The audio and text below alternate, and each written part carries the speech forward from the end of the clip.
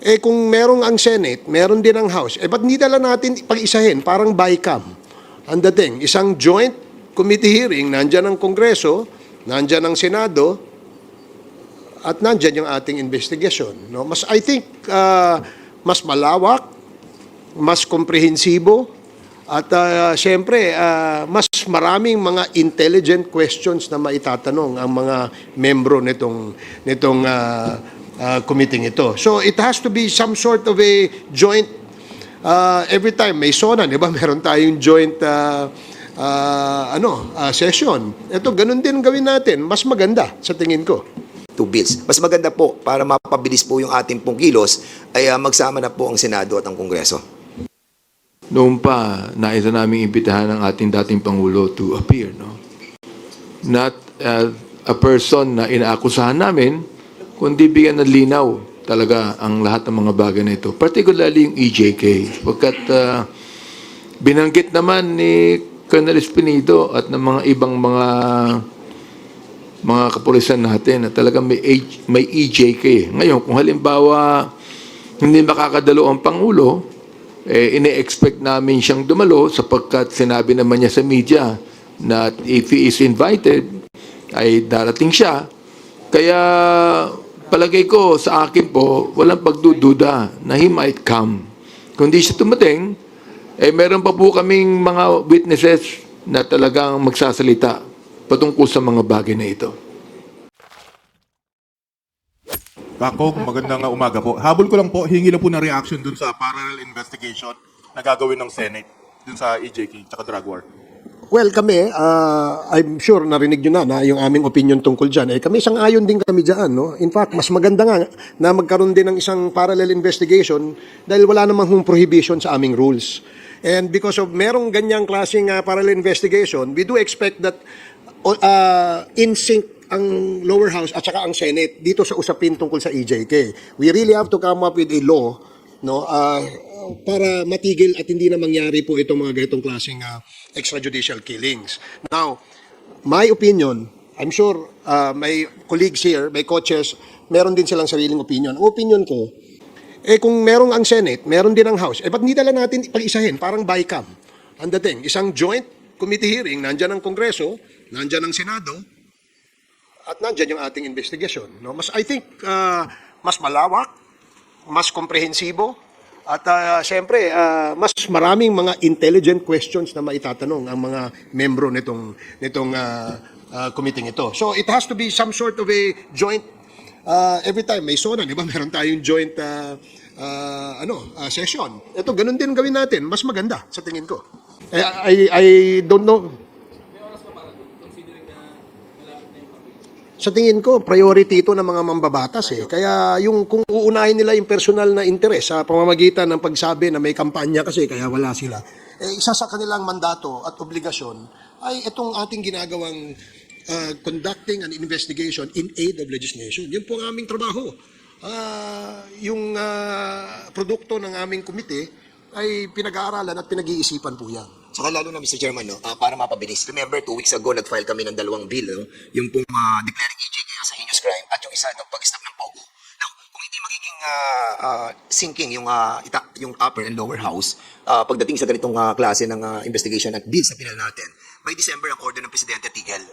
Kung hindi natin mag-aaprubahan yung POGO bill na we filed together with the upper house, mababaliwala po yung ating pong ginawang submission or filing of that two bills. Mas maganda po para mapabilis po yung ating pong kilos ay magsama na po ang Senado at ang Kongreso. Habol ko lang po. By the way, ipopropose pa namin yan kung ano ang masasabi ng ating Senate President at saka ng ating Speaker of the House. No? It was just an idea na tinitingnan natin kasi para masabi na impartial itong investigation na to. Dahil tayong lahat, bawat Pilipino ay naniniwala na kinukondena natin ang mga pagpatay. Wala po siguro magsasabi dito na natutuwa sila mayroong pinapatay. Di ba? So dahil nga ganito kalawak itong usapin na ito at itong usapin na ito ay isang usapin of national importance. Therefore, ang Kongreso, ang Senado at ang lower house ay dapat magtipon para talakayin itong usapin na ito at gumawa ng solusyon ng sa ganon ay hindi na maulit ito. Habol ko lang po, ibabalik ko lang ng konti doon sa kanina. Bukod po ba doon sa pagbili ng lupa, meron po bang ginamitan ng ibang peking birth certificate para makakuha halimbawa ng gun license tsaka ng driver's license? May ganun po bang nakita yung Quadcom? Hello, lahat po. It all started with LCR and PCA. Pag may PCA na po, papasok na po yung LTO. Lahat na, and that includes passports.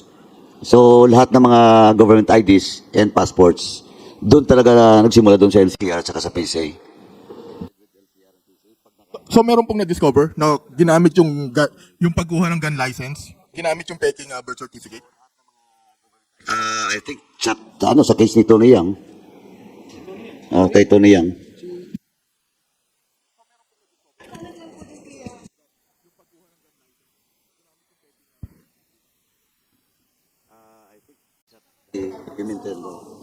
Recommendation is Codiro. Recommendation yata ni SP yan, ano? And of course, we respect that. Dahil sila naman po ay bound by their rules. Ganon din kami dito sa House. Well, kasi hindi pwedeng siguro, naisip nila na hindi pwedeng si Senator Bato because he's being implicated, no? Bilang chairman ng Committee on Public Order and Dangerous Drugs sa Senate. That's why siguro naisip ni SP na ilagay sa Blue Ribbon at si Senator Coco Pimentel mag-delete. Sir? Hi, sir. Good morning po. Rose po sa UNTV. Sir, we're preparing 2 scenarios tomorrow for the Quadcom hearing. Kung mag-a-attend si dating Presidente Duterte, how do we prepare for it? At kung hindi siya dadalo, what do we expect? Do we have new witnesses to present that will corroborate the reward system of the anti-drug war? That's a good, tough question. But the chairman of the Committee on Human Rights will be able to answer that. Congressman Benny. Hanggang maga po. Sorry sa nagiging late. Anyway, bilang chairman po ng Committee on Human Rights, noon pa, naisa namin imbitahan ang ating dating Pangulo to appear. No? Not a person na inaakusahan namin, kundi bigyan ng linaw talaga ang lahat ng mga bagay na ito. Particularly yung EJK. Pagkat binanggit naman ni Colonel Espinido at ng mga ibang mga kapulisan natin na talagang may EJK. Ngayon, kung halimbawa hindi nakakadalo ang Pangulo, ine-expect namin siyang dumalo sapagkat sinabi naman niya sa media na if he is invited, ay darating siya. Kaya palagay ko sa akin po, walang pagdududa na he might come. Kung di siya tumating, meron pa po kaming mga witnesses na talagang magsasalita patungkol sa mga bagay na ito. Charan, palagdag ko lang po. Actually, yung invitation ng Presidente nung nakaraan pa yan, and to invite him once again in tomorrow's hearing is just normal, no? He's just one of the resource person that was invited in previous hearing. Now, kung question of preparations with regards to proceedings, I think yung preparation is still normal because we treat the former President as one of the resource person that will shed light on the issue of AJK. So wala pong magbabago. If ever he appears po tomorrow, ano po yung security na ipapatupad po natin? And will he get the first part of the hearings? Siya po ba muna yung pagsasalitain po natin? And what questions we will ask?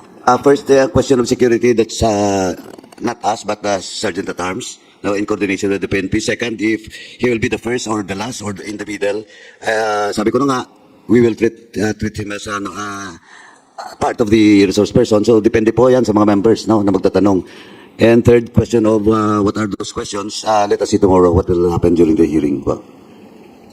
Dagdagan ko lang din, no, na of course, we will afford him the courtesy due to a former president, no. Alam niyo naman dito sa Quadcom, nirerespeto naman natin yung rights ng ating mga resource persons at ng ating mga witnesses. Ano?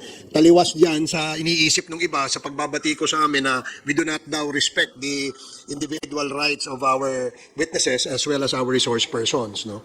Of course, they have all the right, no, that we will extend to them. Kasi lalo na yan, na dati pong Pangulo si former President Duterte. So definitely, we will respect him as a person and respect his former office as the President of the Republic of the Philippines.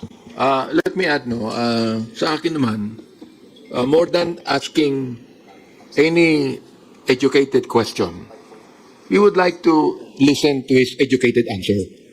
Ibig sabihin, we're willing to listen Di ba? I mean, for him to explain to us yung war on drugs, we're willing to listen. For him to explain to us why is it necessary on the war on drugs that more than 20,000 people are killed. We are willing to listen. Oo. We're willing to listen na sinabi niya several times na patayin ang mga drug pushers, for example. We're willing to listen kung bakit niya sinabi yan. We're willing to listen na yung kanya mga binanggit na pinapatay, na-embolden ang ilang mga pulis na gawin ang hindi dapat gawin. We're willing to listen. We're willing to listen to him. Ha? Nasabihin niya, nagkaroon ba ng due process? Bilang chairman ng Committee on Human Rights, what I'm concerned about ito, nagkaroon pa ng due process. Nagkaroon ba na tinatawag natin sa konstitusyon na binigyan ng pagkakataon, kahit mga suspect yan, na hindi natin binibilang na mga kriminal unless proven guilty. Bilang ang ating dating Pangulo ay piskal. Naniniwala po siya sa due process. Naniniwala po siya na dapat bigyan ng pagkakataon ang mga suspect kahit mga drug lord pa yan. We're willing to listen. We're willing to listen kung bakit more than 7,000 ang mga pinatayan ng mga drug pushers sa mga maliliit. Pero yung mga malalaking drug lords, buhay pa hanggang ngayon. That is what we would like to know. Ay, sir, sorry, follow-up lang. Kasi sa mga social media feed or post po ng mga supporters ng Duterte camp, his attendance may lead to contempt. Yung pong respect that the Quadcom will accord the former president, is that enough assurance for him not to be contempt? I cannot, the committee personally, I cannot assure that. It's up to him to be present tomorrow, and it's up to his answers and his actuation during the hearing. So, for me, sabi ko na nga, hindi ko pwedeng pangunahan ng dating Pangulo. Oh, let us see what will happen tomorrow.